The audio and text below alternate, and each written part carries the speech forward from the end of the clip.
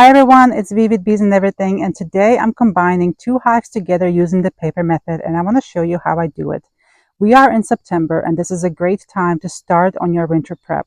So if you're finding any hives that are weak, meaning they don't have enough numbers of bees to survive the winter, or they don't have enough honey stores, or they are missing queen, or the queen is failing, not doing really well, or they just swarmed, which would be all three, this is a great hive to combine with a stronger hive to give them a chance to live. So here is what we're going to need, and I've got everything ready here, so I'm ready to go. This is the paper I'm going to be using, and this is just a brown butcher paper, and I made a couple slits in it with a knife, see that? And that's just so the pheromones from the bottom hive can enter into upper hive with the new bees and make them smell the same way. Because the queen makes this queen essence, also called queen pheromone, which tells the bees, which bees are from their hive and which are the intruders. So really when we are combining two hives, we are combining their scents. And so these holes in the paper will allow the pheromone to go through and make the new bees smell just like the bottom bees, the stronger hive bees. And by the time they chew through this paper, they will be buddies. So, and I used this method actually last year on two different hives and it worked great. So I'm sure this will work just the same. And so I have ready, so this is my hive, and this is the stronger hive, and I'm gonna be putting the weaker hive on top of them. So I have my paper ready, I have my boxes ready that the frames with the newbies will go in, and I have my sugar syrup ready with the feeder. And if you guys want to know how I do that and everything about sugar syrup for bees, you can watch my video on how to make sugar syrup for bees. I have my feeder ready, I have my smoker ready, my hive tool, lighter. This is a rubber screen that I'm going to put over the entrance of the weaker hive to transport them onto this stand here right next to the hive so I can easily work them. And that screen will just keep them inside so they don't fly out. I want to really transport as many bees as I can. And the best time to do this also is in the evening, and the sun is about to go down. We are maybe like 20 minutes away from sunset. And this is really the best time to do this because all the bees are inside the hive. They're coming back from forage and they are ready to be tucked in, and they are not likely to be flying around. So I'm going to bring my hive over here, and they are not really heavy because they really don't have many honey stores. So I should be able to just carry them over here, and then I will set my phone on a tripod here and see if that will give us a good view. Okay, so I moved my weaker hive over here, and I'm going to start moving these bees on top of these bees. So first things first, I'm going to open these bees. I'm going to give a little puff. I have my smoke ready. Give a little puff, puff, puff. Want to keep them in as much as I can. All right. I'm going to put the lid here. I'm going to take off their inner cover. It is stuck with propolis. And I am smoking over here. Okay. I'm going to put them over here. I'm going to put this paper on top, just like so, and then station my new boxes on top, and just like this, and this is going to be ready for them.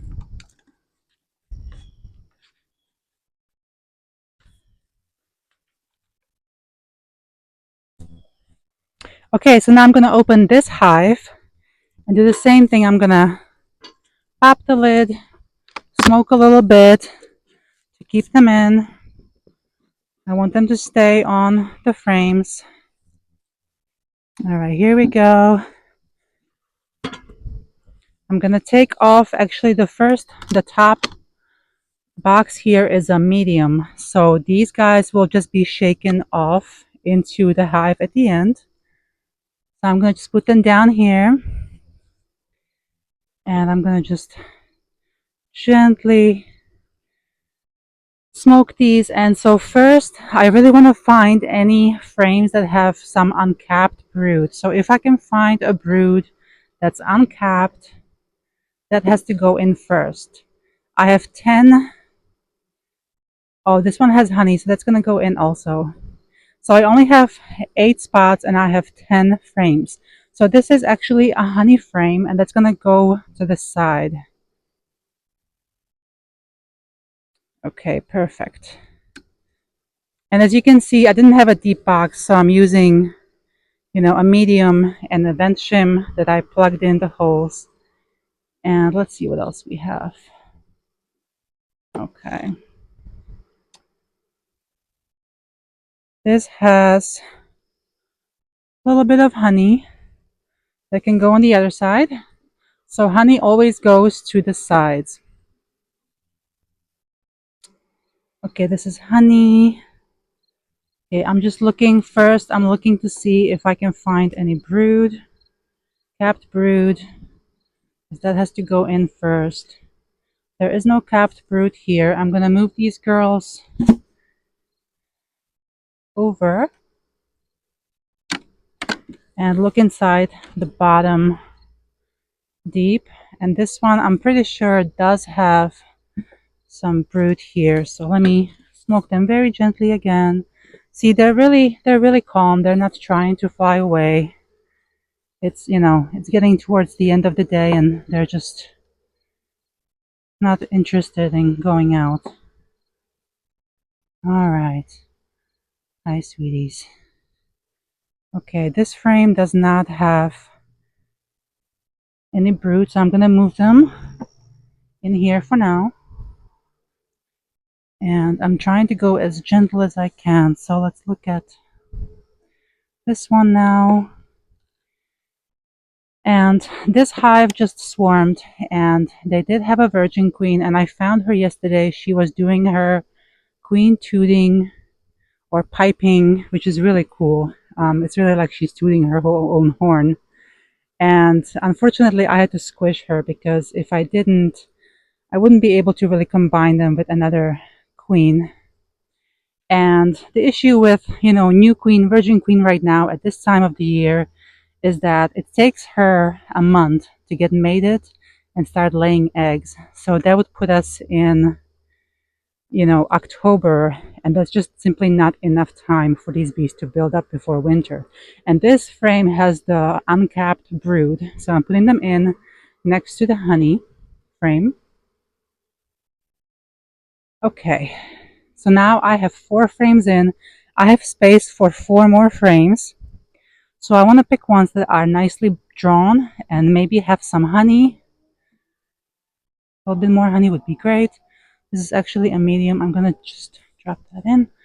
Okay. I'm going to put in this one. And now I'm going to leave a little space in the middle of this box, and I'm going to start shaking the rest of the bees inside because I don't have space for all of these frames, and they're really not covering all of the frames anyway. There really isn't that many bees, so I'm going to shake them in just like that, nice and brisk. Okay.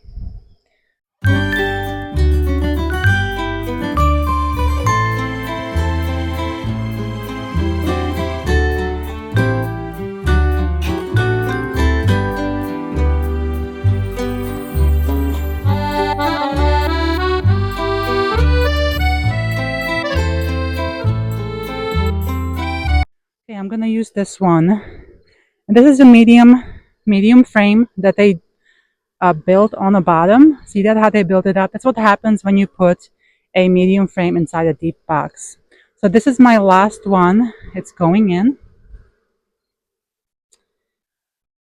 All right, guys, so this is all done. So as you can see, I combined this hive, that was the weaker hive, with the stronger hive. I put them just on top with the paper in between them. And I fit 8 frames in here from out of the 10 deep ones that I had. I fit 8, and then I shook the rest of the bees in, and they are right now, they are doing their fanning. Look at them, how they're fanning. See that? They're fanning, they're putting their butts in the air, and this is how they call their sisters. It's like a signal, like, hey, they're over here, come over here. They are making this pheromone and they're fanning it out. So for all the other bees flying to smell and come. Really incredible, isn't it? Look. It's so cute. But up in the air. Okay, so now I'm just gonna add the inner cover on top of them. Then I'm gonna put my feeder on top of the inner cover with my jars in it, and then cover them with another box, and then put the inner cover on top, and that's it. And I'm gonna leave them, maybe 2 weeks. Just really let them settle in, chew through that paper, combine with the other hive, and I'm gonna check back with them in about 2 weeks. All right, guys, I hope you enjoyed my video. I hope this was helpful to someone, and thanks so much for watching.